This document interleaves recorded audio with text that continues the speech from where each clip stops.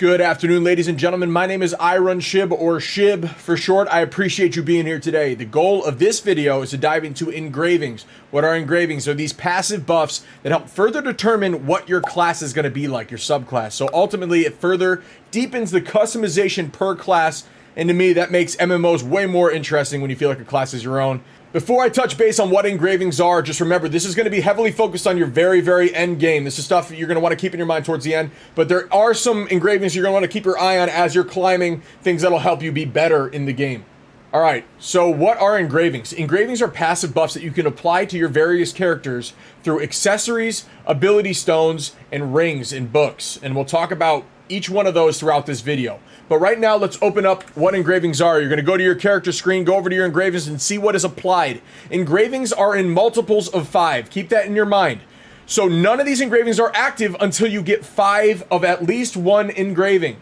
And once I do that, I get level 1 of that engraving, and obviously 5 more to 10 is level 2, and 5 more after that to 15 is level 3, and that is the max of that engraving. So now let's dive into which ones are good. In my mind, as a new player getting towards endgame, there are 2 special engravings you're going to want to focus on if you're a damage dealer or if you are a support.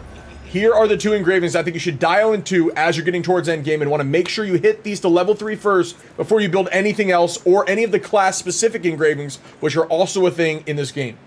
People are going to start criticizing you on your builds if you're trying to join parties when you don't have engravings that are proper. The first engraving I want to dive into is Grudge.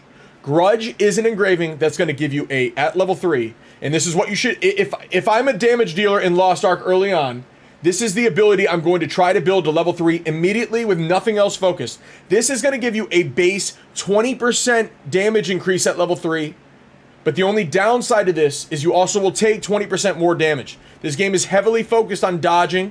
If you are good at the game, theoretically, this should be the best possible engraving for you as a damage dealer. Don't forget that. So as a support class, you're going to want to make sure that you are dialed into using your awakening skills or your ultimates. This specific engraving is what I believe all support should be using, the Paladin and the Bard, because this is going to give you the chance to have your awakening skills come back at a faster cooldown, which a lot of the times are heals or defensive buffs, and then you can use them more often per raid or per endgame content. This allows you to have a 50% reduction in your ultimate usage or your awakening skill, and then allow it to be used double the amount of times. Initially, you can only use it 3 times, and now you can use it 6 times. Very important, it's called Awakening. So those are the 2 engravings that I think you should be focusing on first if you're damage or if you're support.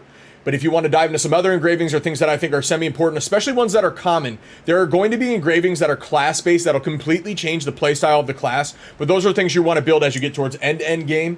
But anyway, some of the other common ones that I think are important that you might want to build alongside those 2, for example, one would be like backstabbing, where you do 25% more damage to a monster or a boss from the back. Obviously, 20% damage all the time, in my mind, is more important. Even though it gives you that 20% debuff, theoretically you should be dodging those abilities anyway. Ones like, what else we got here? Supercharge, which makes it so your damage at your skills that have charging abilities are increased by 20%, and the reduction of the charge percentage by 40%, so it happens quicker, so your charges are faster and they do a little more damage.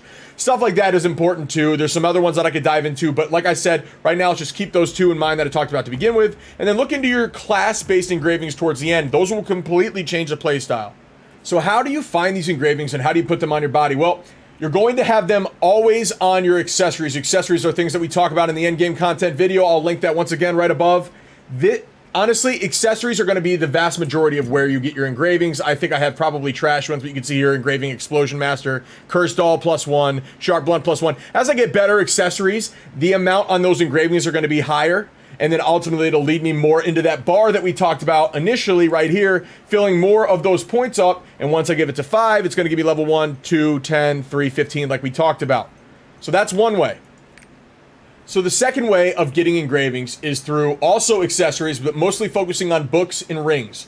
Rings are the only pieces of equipment in this game that you can put engravings on. But in order to get those engravings, you have to obtain them. You obtain them through a multitude of content, side quests, end game content, affinity, literally millions of ways. A lot of the times you're not going to get the engravings you want.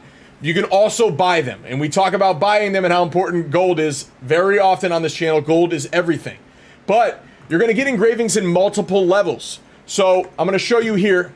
You're going to get an engraving that starts off at green. This green book allows you to get up to 3 of those grudge. Remember how we talked about grudge is important for attack? With this book, I'm able to input up to 3 skill points on a ring. But in order for me to get the higher tiered books and do, and let's get the affinity or the book for grudge, that's a legendary.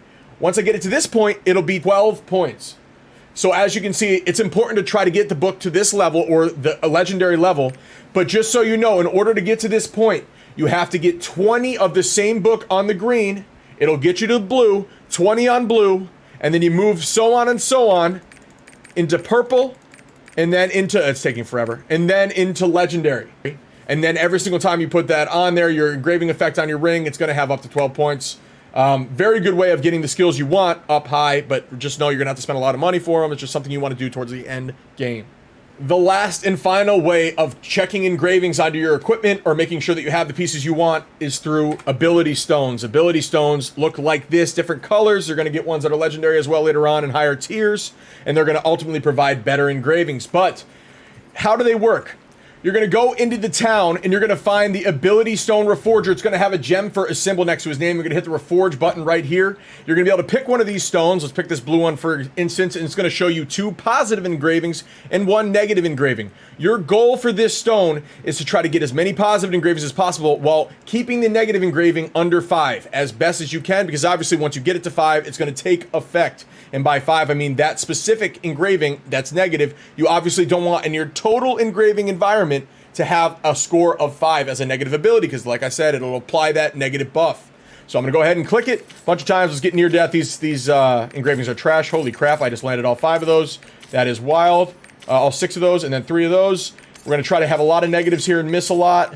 And okay, RNG was pretty decent. We didn't do so bad. Rust was only -3, and Rust is an attack power decrease by up to 6% at this low level. Eventually, these stones are going to provide higher buffs, so that would be up to somewhere like 20-30%.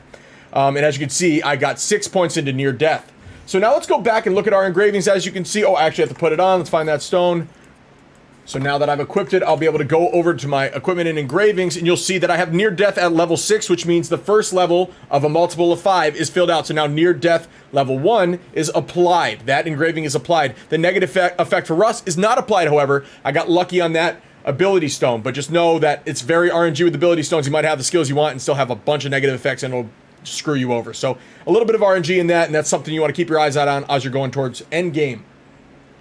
All right, everybody, so I wanted to keep that brief just to keep you on topic and make sure you saw everything in this video without going too deep into anything. We can talk about specific engravings and things that I think are best on endgame in future videos, but I'm trying to keep these things more streamlined so people can actually get the information without dying off and falling asleep on me.